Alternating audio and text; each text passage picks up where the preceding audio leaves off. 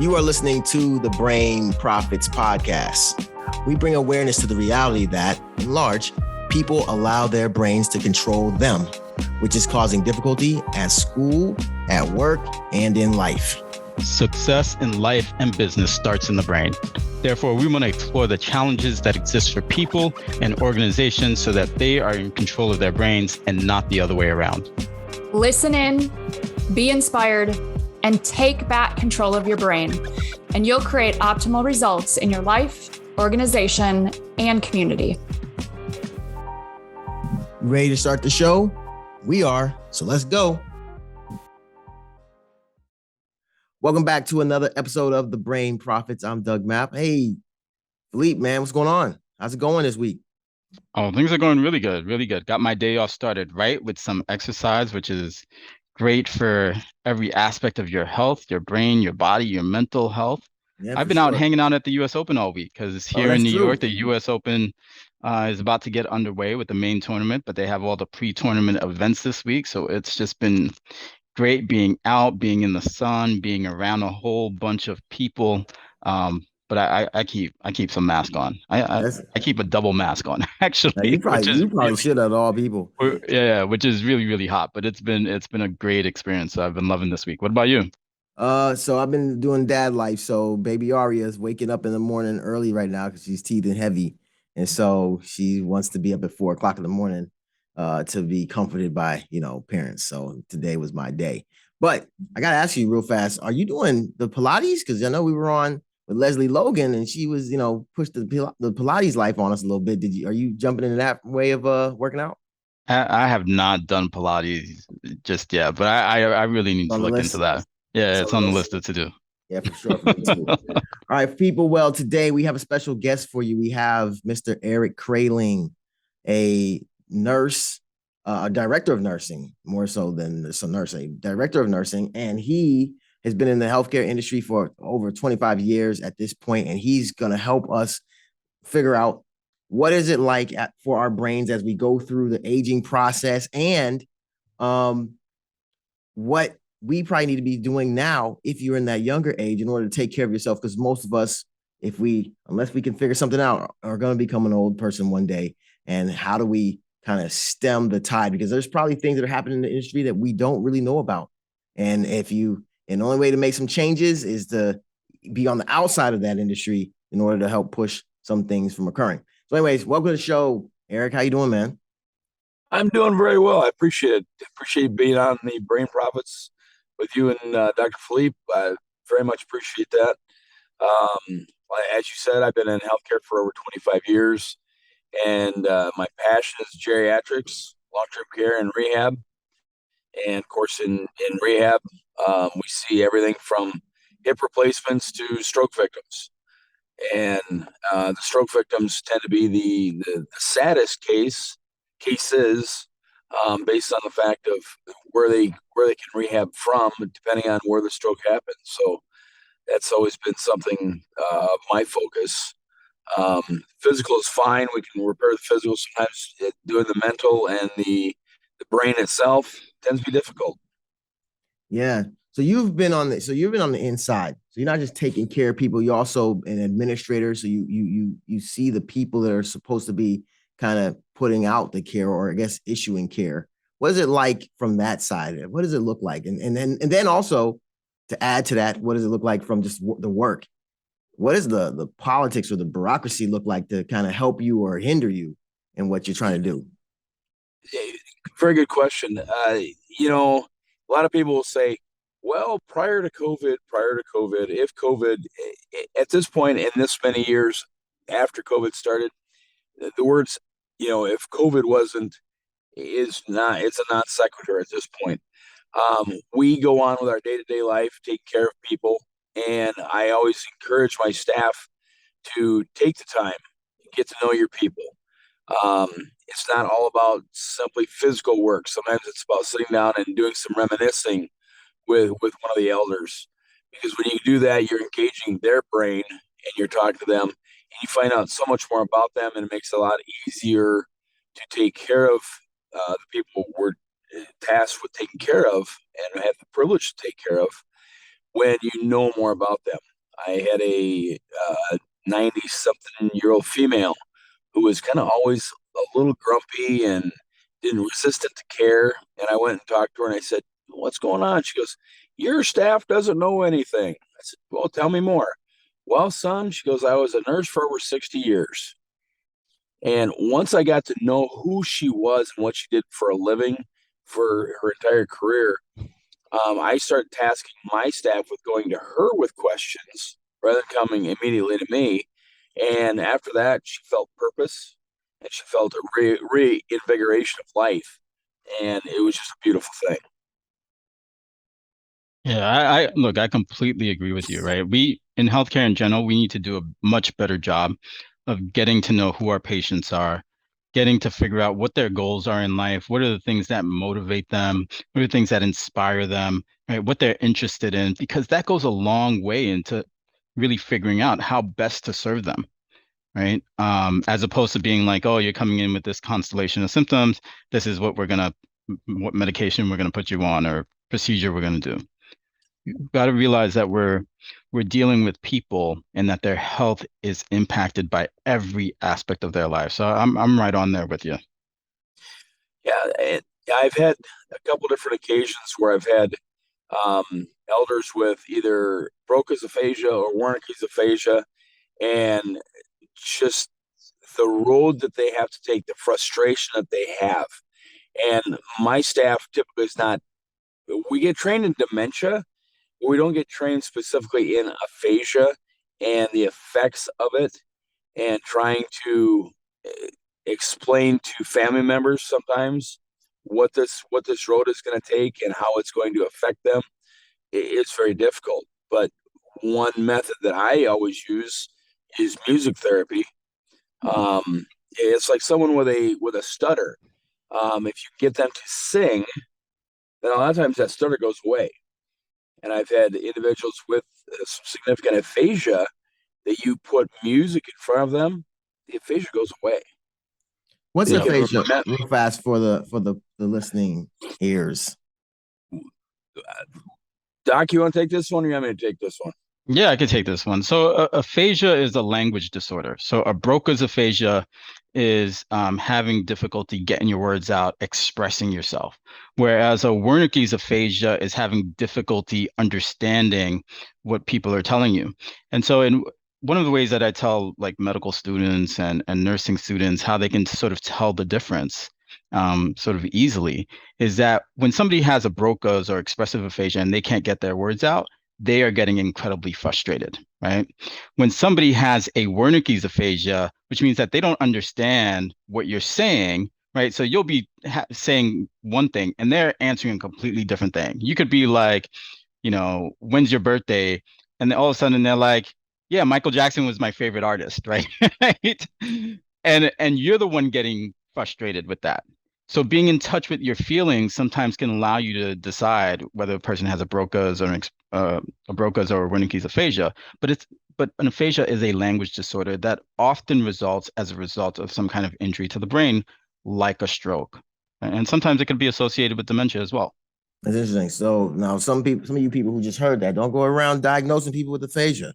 Because I know there's in the lack of communication we have sometimes these days, that is not necessarily a aphasia issue as much as it may be a cognitive development dysfunction more so than it is a diagnosed problem. Anyways, or Doug, man, if you don't understand what your wife is telling you, that's not an aphasia. You just need to listen a little more. I never suggested such a thing. Anyways, hey, so Eric, what is it like, trying to navigate this Medicare, Medicaid world? It's truly insane, especially when the fact that when managed Medicare came into place, it took not a large percentage, but a percentage of the nurses away and put them in cubicles because they needed case management. The insurance companies did. And they're paying them an exorbitant amount to do case management to save them money. Well, that means that certain people don't get the treatment that they need because they're looking at it from the outside in and saying, they probably don't need that. They don't need that. And for me, I don't look at the money aspect of things. I talk to my administrator, I talk to my CEOs, and I say, here's what somebody needs. They don't have Medicare specifically, and Medicaid won't cover therapy, but they need speech therapy for cognitive issues, or they need PT for an amputation or whatnot. We need to do the right thing regardless of the money. And for the most part, 99% of the time, I don't get any pushback. We get, maybe not as much therapy, but we're able to do it and do it in an effective manner. And that the other thing is teaching the staff on how to do restorative nursing, so they're actually getting out there and helping the elders with walking, with activities of daily living that is going to affect their life for however long they're there.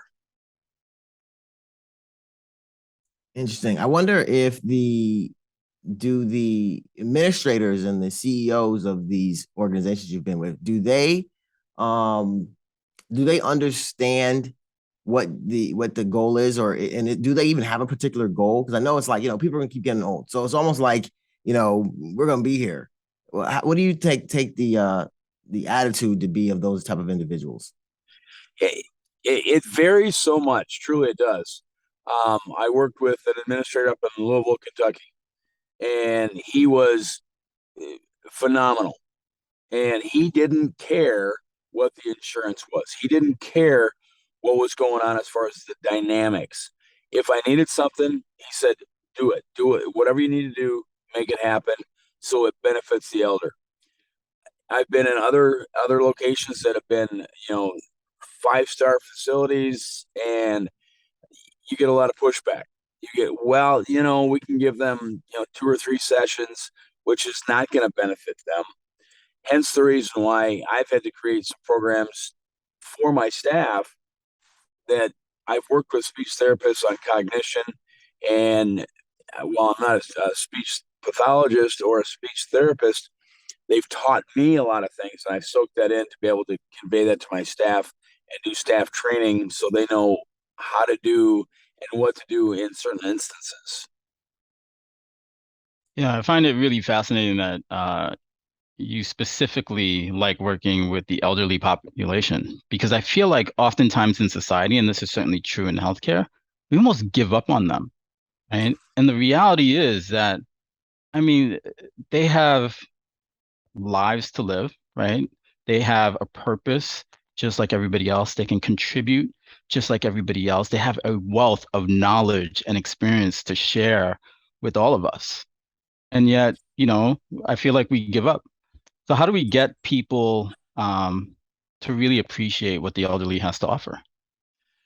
They have to understand that none of us would be in the positions that we're in our lives without the road that they have paved.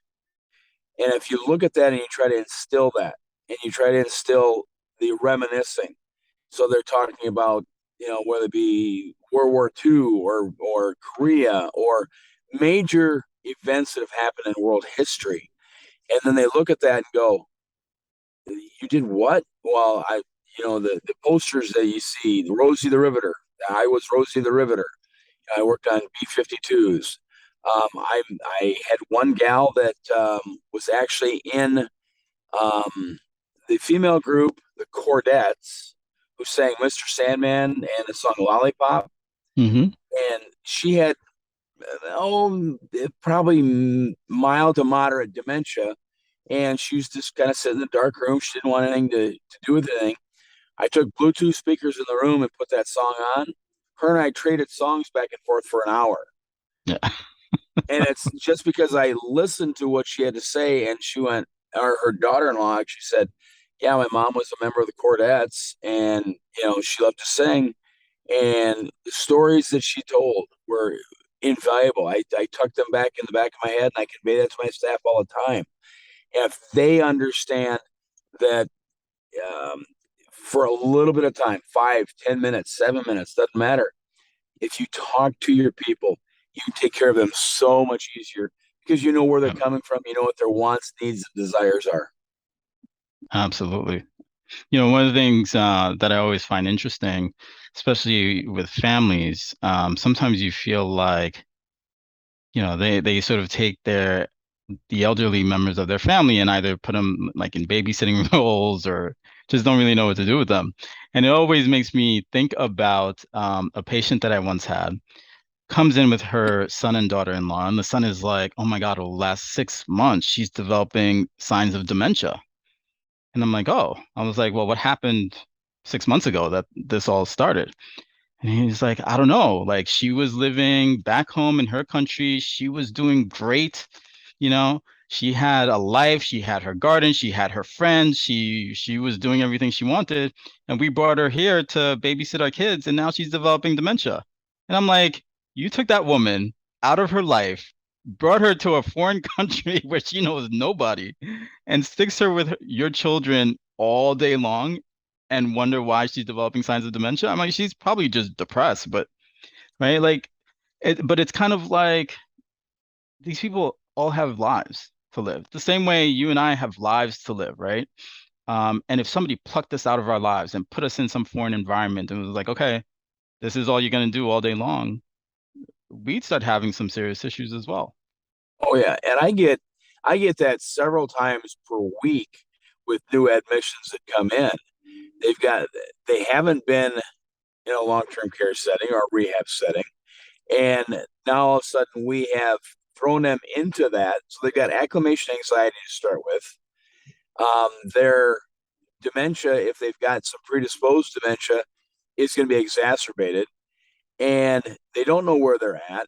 And the staff typically will call up the physician and say, "We need Ativan, we need this, we need that." Rather than using non-pharmacological interventions, they will throw antipsychotics at them, which is totally contraindicated in Yeah. anyone with dementia. And above a certain age is totally contraindicated as well. And they just, because the staff at times gets frustrated with trying to either chase them down in their mind or chase them down the hall, and which definitely happens, Yep. and trying to teach them non-farm interventions, music therapy, like I said, Tai Chi. Tai Chi is fabulous. It focuses the mind, focuses the brain on one particular task. I've Yeah. used that for Parkinsonian patients, and it works great. Yeah. Absolutely. Absolutely. I think you're doing phenomenal work because you're right. The reality is people just want to medicate them, right? And I mean, that's not how you treat anybody. That's not how you take care of anybody. Just essentially sedate them and put them in a corner, right?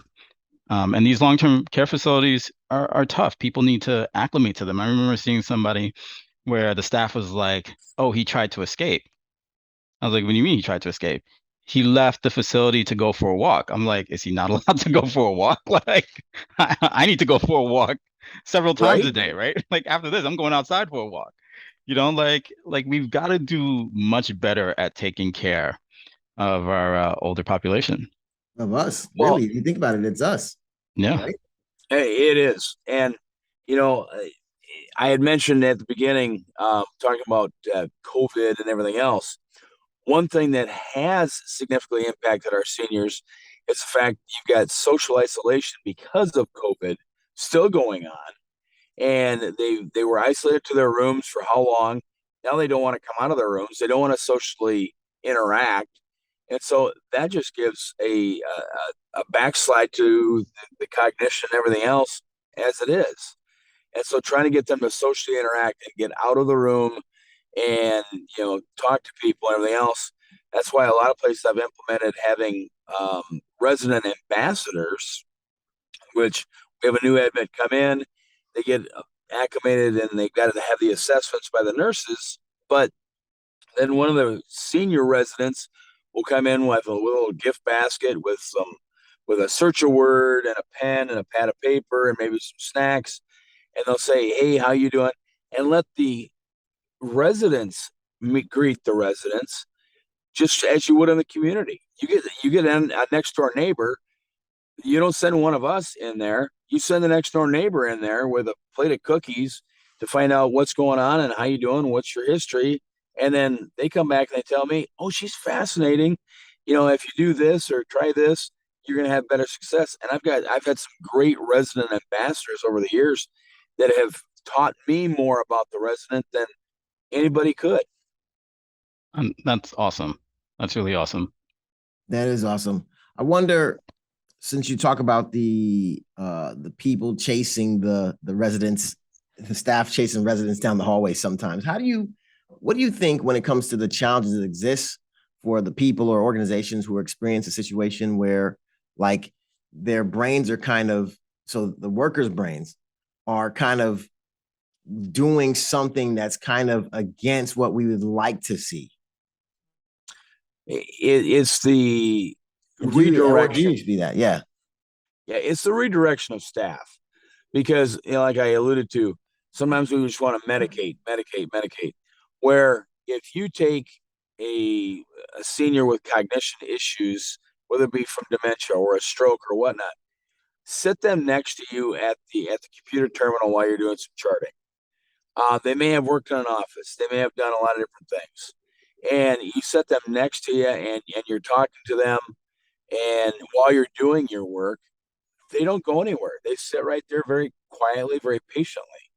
With some of the males, especially the males, they gravitate towards my maintenance guys because these guys growing up would turn wrenches on cars or they used to work in a factory or whatnot. They gravitate towards the guys that are fixing stuff. And I've had more thoughtful discussions with my maintenance guys talking about, yeah, Fred Jones is a little different today. He's not quite tracking. You might want to look at it. And while my maintenance guy's got zero healthcare experience, he's spot on. Yeah, Fred Jones had a UTI, or he's had a backslide as far as cognition. We can catch that early because of different people feeling empowered to report it and say, there's a change in this person. What can we do? And having someone that cares. Yeah.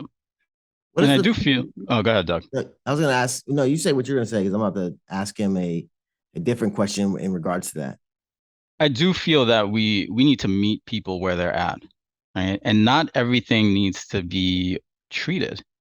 So I remember one time, a nurse comes to me and is like, "Oh, Dr. Duyon, so and so is sitting in the hallway and believes that she's on a cruise ship." And I was like, "Is this different from how she normally is?" And she's like, "No." And I was like, "But so she's happy. She's believing she's on a cruise ship. She's not causing any issues."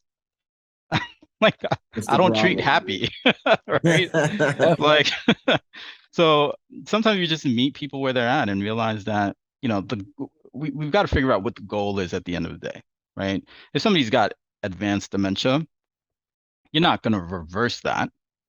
But it's about keeping the person happy, keeping them safe, keeping them still doing as much as they can, keeping them active, and Well, I had a gal that she would fall at least twice a day. It didn't matter if you almost had to do a one-on-one where you had a staff member sitting right there with her. But what would happen is she'd get up and she'd fall. She'd get up and she'd fall out of bed, fall out of the chair, fall out of the recliner. And I talked to her family and I said, all right, what did she like to do?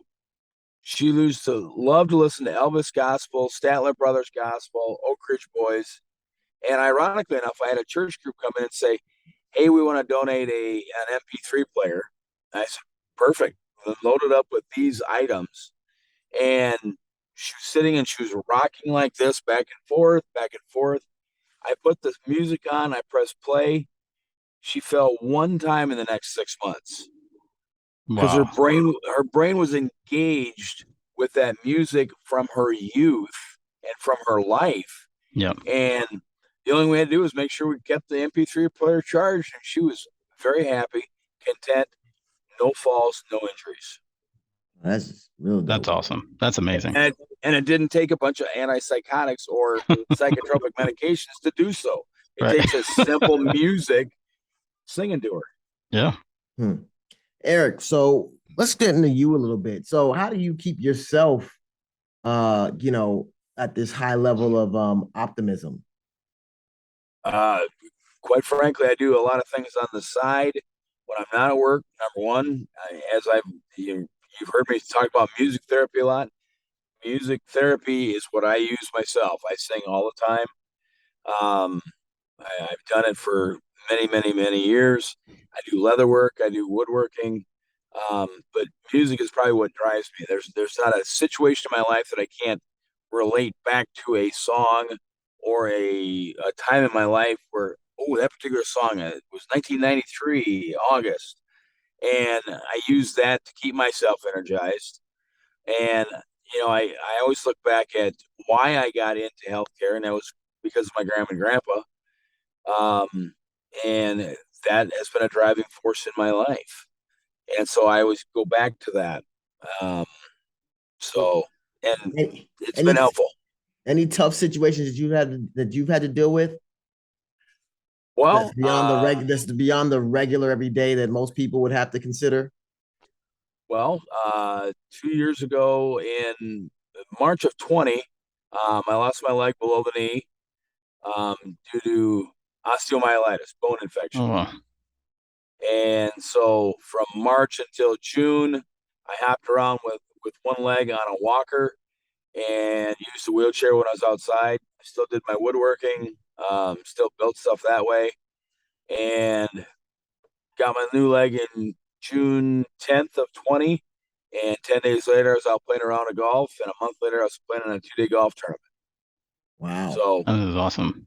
overcoming that, and there again, it speaks to the mind as far as how the mindset is. Because I did a few different things when I was having a lot of phantom pain that worked really well. I use mirror therapy, Mm. and mirror therapy is it's not hokey science. It's an actual thing that works, and the U.S. government has been using it for veterans, especially from Iraq and Afghanistan, for quite a while, and it I can't speak enough about it. No, you said about hokey science. I wonder how much hokey science the government uses that the rest of the industry kind of always knocks down, because I'm sure the government uses a lot more than we would generally think. More than likely, yes. Yeah. So, anyways, And, man, and a go lot ahead. of like modern technological advances in medicine come out of the military. Yeah. That's true. So I'm man, a man who lost his leg was also still able to. Did it make you mad at any point?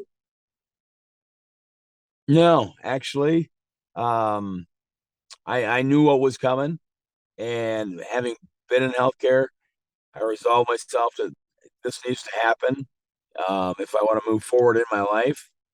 So they took the leg, and to be honest with you, I've not even been emotional about it, which maybe someday will come where I'll go, man, I'm missing a leg. I really should be tearful or frustrated or angry or all the above.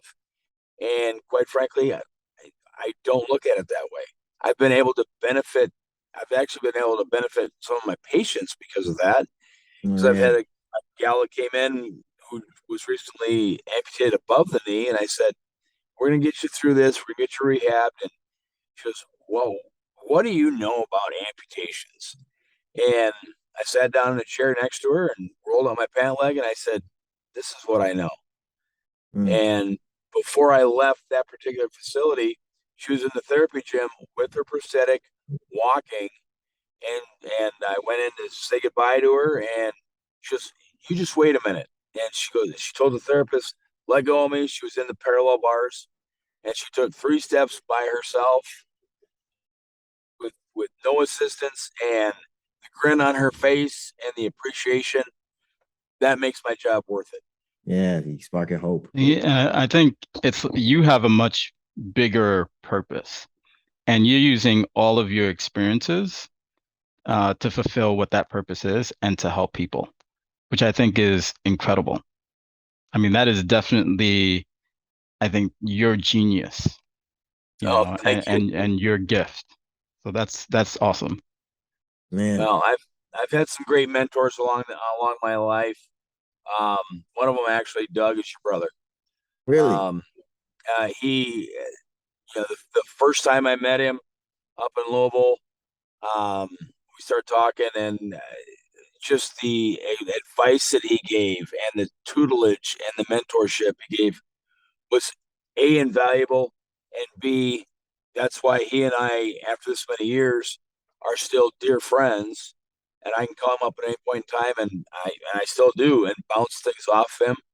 And a lot of times when I call, he'll say, "Oh no, what's going on now?" And I'll tell him what's going on in a given facility, and he'll go, "I'm not surprised, but tell me more." And he's tell you what, I love the man. All right, He well, is. we have to bring Claude Hey, on the show. Claude's my younger brother. And so, yeah. most of that came. So most of the mentor stuff that he's passing down, he got from this guy. So just First of all, we've had other guests on this show that come on and they talk about how Doug, has mentored them. You're saying Claude. I never see any of this from those two guys. Like, I'm, I'm always like, these guys just call me. I'm like, hey, we can't always always asking be me in for mentor something. mode. Can't always be in mentor mode for me. But no, that's really dope. I'm glad that he's able to be that type of a person in his life. Me and him talk about impact a lot. How do we help impact people? This podcast is about how do we not just shift our brains, but the kind of what's the work that it's going to take in order to get the most out of these super powerful things known as our brain that did not come with a manual, by the way, because most of the time, if you leave it to the devices of others, they will program it in a way that it's going to work negatively for you. And for the most of us, that's kind of what's going on. And so I guess I'm going to applaud you and your ability to have, put yourself through certain types of activities that help you kind of have some control over how you impact the world in a positive way. So that is major kudos to you, Eric. Well, thank you. I appreciate that. Any before we get out of here, anything that you want to share with the people about what you're doing next? What you moved from Louisville, you're now in Georgia, as you kind of said you were in Georgia. So I'm assuming the move from Louisville happened. Correct? No, that's actually Louisville was 2016. Oh wow, okay.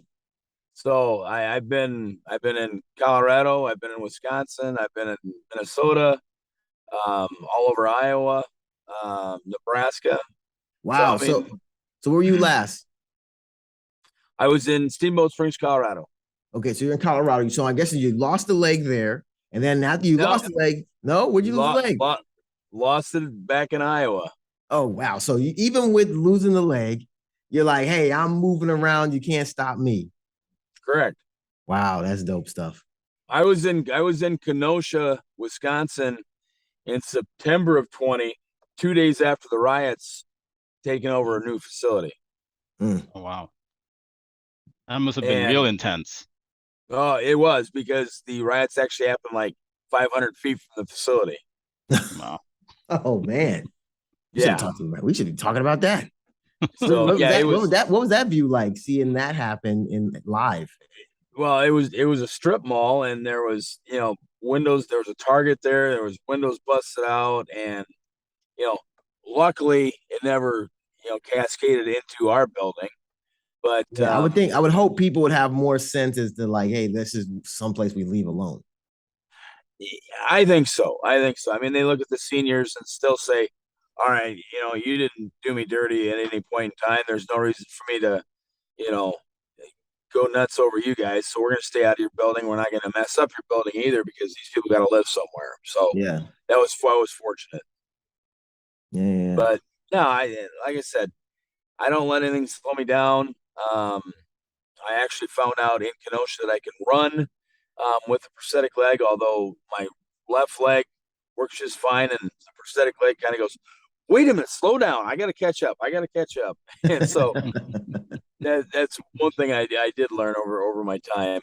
But no, the minute something starts to slow me down, I need to quit. The minute I stop learning, I need to quit. The minute I can't convey information and tutelage to my peers, the people that work for me, the people I work for, the minute I can't convey any of that, I need to quit and just live under a rock because my life would be over at that point if I can't learn and teach.